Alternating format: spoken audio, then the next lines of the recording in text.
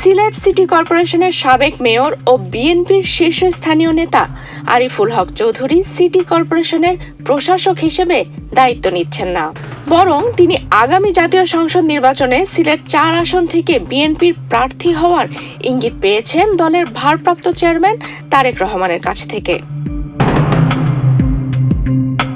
গত ৮ এপ্রিল বৃহস্পতিবার লন্ডনের এক অভিজাত গলফ ক্লাব ভেন্যুতে দীর্ঘ বৈঠকে মিলিত হন তারেক রহমান ও আরিফুল হক চৌধুরী। প্রায় ঘণ্টা খানেকের আলোচনায় উঠে আসে দেশের সাম্প্রতিক রাজনৈতিক প্রেক্ষাপট, সিলেটের রাজনীতি এবং আরিফুল হক চৌধুরীর ভবিষ্যৎ পরিকল্পনা। বৈঠকে আরিফুল হক চৌধুরী সিলেট সিটি কর্পোরেশনের প্রশাসক হিসেবে দায়িত্ব না নেয়ার বিষয়ে তারেক রহমানকে অবহিত করেন। তারেক রহমানও এই সিদ্ধান্তে সম্মতি প্রকাশ করেন।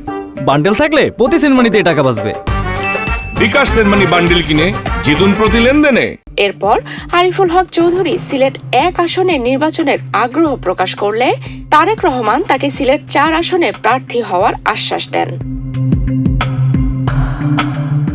এদিকে ধারণা করা হচ্ছে সিলেট ১ আসন থেকে প্রার্থী হতে পারেন তারেক রহমানের স্ত্রী ডক্টর জুবাইদা রহমান।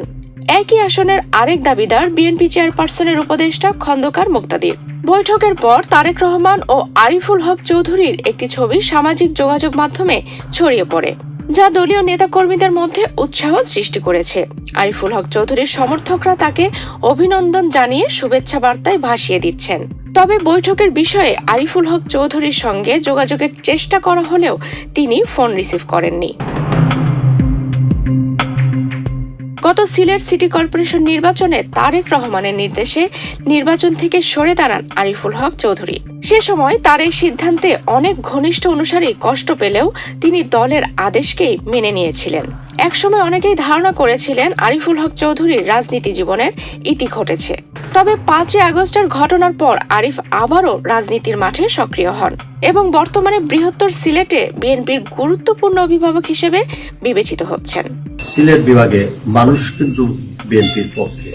আফসানা রিপা, বাংলাদেশ প্রতিদিন।